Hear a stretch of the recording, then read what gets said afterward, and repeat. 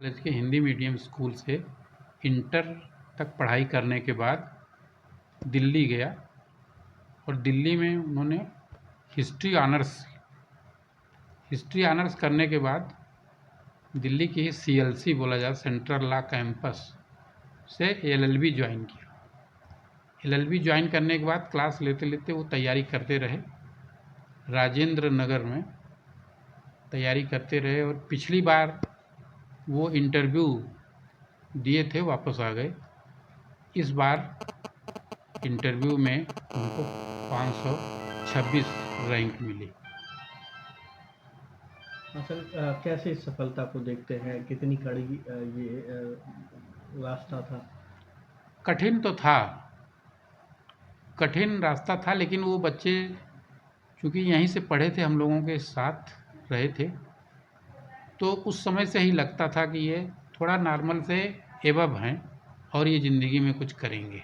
क्योंकि जो टीचर उनको पढ़ाते थे, इंटर में जब यहाँ परीक्षा हो रही थी, बोर्ड की परीक्षा हो रही थी, तो अपने स्टडी रूम में किसी भी राइटर की कोई भी ऐसी किताब नहीं थी जिसको कि वो दोनों लोग हल न किए हों।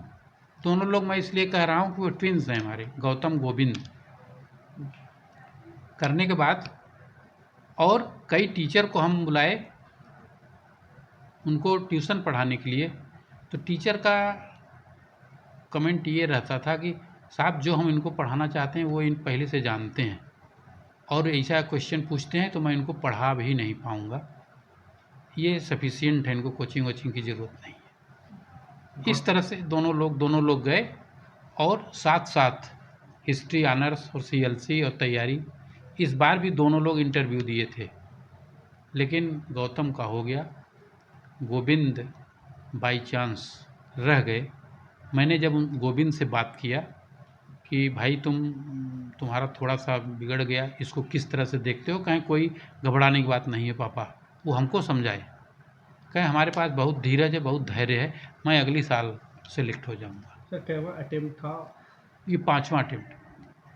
कितने नंबर की? 4 बार असफलता मिली थी सर, तो कैसे आप मोटिवेट करते थे? हर बार जब नहीं होता था तो उनसे यही कहा जाता था कि बड़ी परीक्षा है और तुम लोग वहाँ तक जा रहे हो, तुम लोग ये धैर्य रखे हो कि हम इसमें सेलेक्ट होंगे, यही बहुत बड़ी बात है। जब आप अपने से जीतने का मादा रखते हैं तो आपकी जीत सुनिश्चित होती है। सबसे पहले मन के हारे हार है, मन के जीते जीत। जो मन से जीता रहता है वो दोनों बच्चे हमारे, हमने कहा ना आज ही रिजल्ट निकला है, और जो असफल हुआ है वो हमको समझा रहा था कि पापा घबराने की बात नहीं है, मैं अगली बार इसको निकाल लूँगा। बतौर पिता आज कैसा महसूस कर रहे हैं? जाहिर सी बात है, खुशी होती है।